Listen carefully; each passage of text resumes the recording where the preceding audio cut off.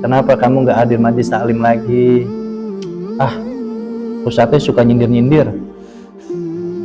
Ustadznya suka nyindir-nyindir, sayanya kesindir jadinya males lah. Ini orang kayak gini nih, kemanapun hadir majlis taklim nggak akan pernah sampai selesai. Kenapa? Dimanapun duduknya di majlis taklim pasti bakal kena.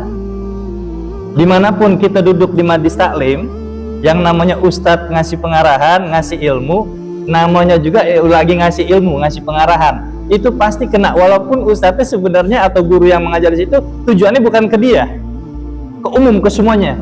Cuman saat itu memang momennya dia lagi pas dapat suasana itu, lagi dapat keadaan semacam itu, akhirnya ngerasa kesindir, kesinggung jadinya. Habis itu nggak mau ngaji lagi. Dimanapun orang semacam ini, dia mau ngaji dimanapun. Gini, Bu, Ibu kesindir ya. Ibu, siapa idola Ibu? Ustadz siapa? Saya Ustadz Abdul Somad. Sok, Ibu tiap hari ngaji sama beliau. Nggak nyampe sebulan pasti kena satu penyakit diri kita, yang mana itu akan disindir. Niatnya baik untuk merubah hati kita semakin bersih. Niatnya baik supaya untuk merubah dari perlakuan kita. Mungkin ada yang nggak baik, jadi baik. Niatnya baik begitu. Kenapa? Tujuannya seorang pendai atau yang ceramah, ngasih tausiah, ngasih ilmu ini, tujuan itu seperti orang lagi ngasih jamu. Ya, orang lagi ngasih jamu, pahit emang, tapi nanti akan menyehatkan. Kalau diterima dengan baik akan menyehatkan. Tapi kalau misalkan diminum jamu, pahit, nggak mau lagi lah gitu, ya begitu terus, berarti perutnya masih sakit, badannya masih sakit saat itu. Orang yang kalau misalkan luka di tangannya dikasih betadin akan merasakan perih, karena jelas di situ ada luka, ditaruh betadin perih, nggak enak. Tapi orang yang di dalam di kulitnya itu nggak ada luka, nggak dapat dikasih betadin, perih nggak ada efek apa-apa. Kenapa? Emang kagak sakit, kulitnya lagi bersih begitu.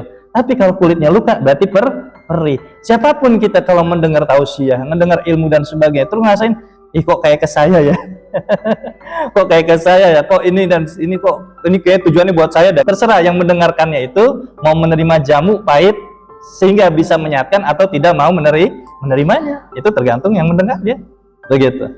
Bu, jangankan kita Bu ya, jangankan ibu nih, seorang pendai juga kena nama kitabnya, kitab Ihya Ulumuddin. Di situ menampar hati para ustadz-ustadz atau pendakwah-pendakwah. Kamu niat dakwah supaya dibilang ustadz ya, kamu niat ceramah supaya dibilang wah ustadz paling kondang. Kamu ceramah itu bukan karena Allah ya, tapi supaya dapat pujian orang. Woi, ustadznya mantep nih, ceramahnya menyentuh hati, sehingga kamu merasa bangga diri dan sebagainya. Hal semacam itu bisa mengotori hati kamu, wahai para ustadz. Pernah juga kok kita. Iya juga ya. Dakwalah karena Allah, jangan ngelihat orang banyak atau dikitnya. Kalau kamu dakwah ketika lagi banyak orang semangat, kalau dikit yang lagi diajarin nggak semangat, kamu berarti dakwahnya bukan karena Allah, tapi karena banyaknya jumlahnya orang yang mendengarkan suaramu. Kena kita tuh, kena juga. Oh iya bener ya Allah, astagfirullahaladzim.